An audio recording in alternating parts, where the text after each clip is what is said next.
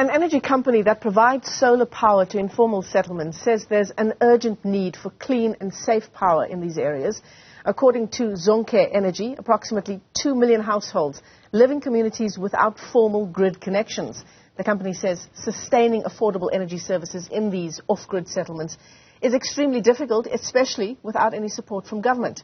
So how exactly do they assist informal settlements with solar power? Zonke Energy's technical director, Alex Densmore, joins us via our video link for more on this discussion. It's such a big need, isn't it, Alex? Great to have you with us on the program.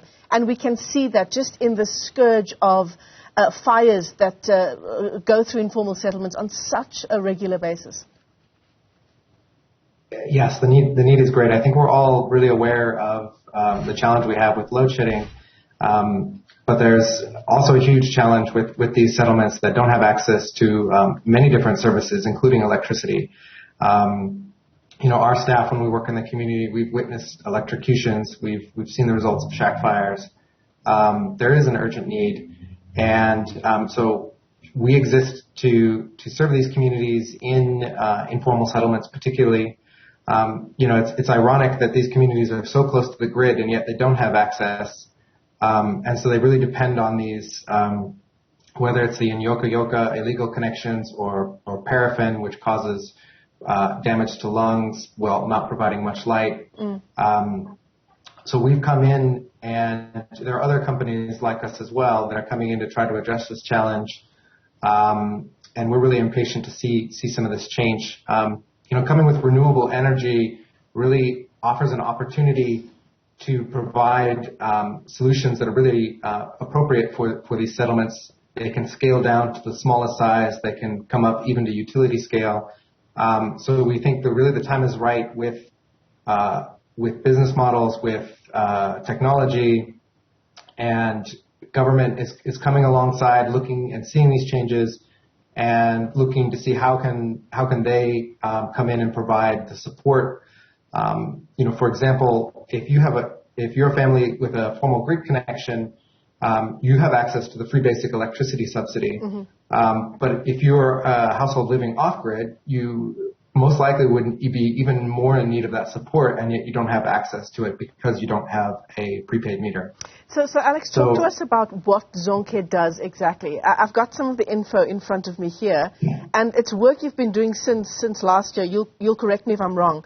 Delivering over 6 megawatt hours of clean electricity to 160 households in one settlement, and you're using a prepaid, no obligation model, and it starts from 5 Rand a day. Yes, that's right. So we operate in 3 settlements, one of which is particularly large. And so what we do is we erect these, we call them solar towers. And so they're about 5 meters tall. They have 3 or 4 solar panels, batteries, prepaid meters. They're all up inside the tower, and we run cables up to 40 meters from the tower, and we can connect up to 16 households per tower. And we come and simply place more towers to serve more houses. Our clients, they can buy vouchers. They can even use their bank card. And then they type in a code, and then that code switches on their power. It's prepaid. And yes, so our lighting package starts at 5 Rand a day.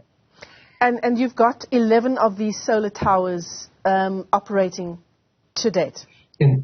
In that one settlement, we have 15 total. So yeah, so we're a startup, and what we're trying to do is prove that this model can work, and then be able to expand it. Obviously there's a much greater need than what we're serving right now. Yeah.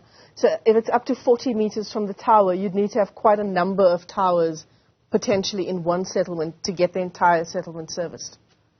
Right, and that's right. And there's a number of different reasons we do that way. Because settlements are dense, it makes it easier for us we can put these towers up in really dense environments. And we run the power at a really safe voltage level. It's really important that the safety and security is there. And so that does limit some of the distance that we can run the cables.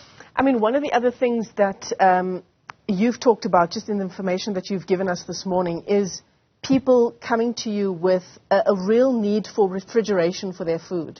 I mean, we all know the story insofar as load shedding is concerned as well, but if you've got no grid connection at all, powering any kind of refrigeration is incredibly costly, isn't it? A fridge takes a lot of power.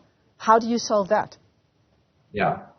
It's a difficult challenge, and we're not there yet. So one of the things that we've tried to do is, can we pair a refrigerator with a business? So we had a project where we, together with the University of Cape Town, we offered a program where we did entrepreneurship training. We helped women with starting up a business, so that they could, sell meat or sweets or other kind of products from these refrigerators to help offset the cost of running the fridge. And so we've heard stories of women, tripling their business,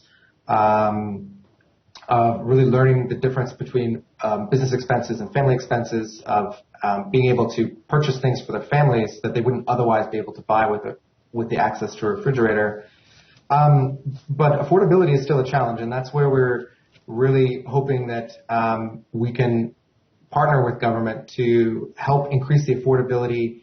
The reality is that off-grid powering things, as you mentioned, with off-grid power simply costs more than it does with a grid connection. And so we're trying to find that right balance with government support, with private industry, so we can really drive affordability, especially in terms of refrigeration. So have you had, you talk about the work being done by Zonke and that there are a number of other players in the sector as well, but have you had government support for your initiative?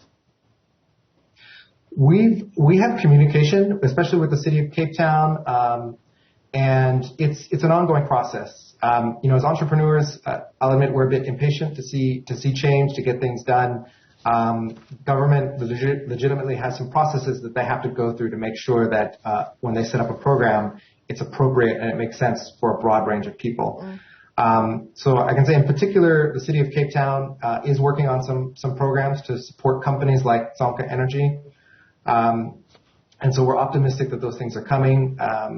But the faster they can come, I think the faster we can really roll out solutions. Yeah, you're impatient. I'm sure the people living in those settlements are impatient as well. You've talked to us a little bit about the cost implication for a household being powered through your solar towers.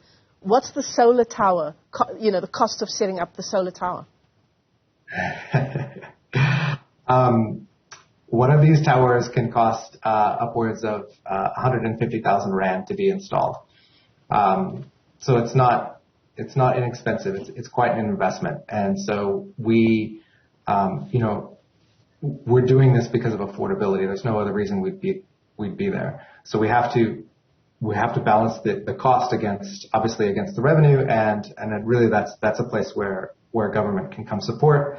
And we're innovating, we're changing, today what the solution is. It may look different tomorrow as technology improves, as we learn things operating in the field, so we can drive those costs down, and we can increase affordability. Yeah, absolutely. Well, thanks very much for joining us, telling us about, as we're in the midst of possibly the worst load shedding we've seen in a very long time, to give us some perspective here on residents and households and settlements that don't have any grid connection at all. Alex Densmore is with Zonke Energy, its technical director, a company providing solar power to informal settlements. Of course, there is an urgent need for interventions just like this.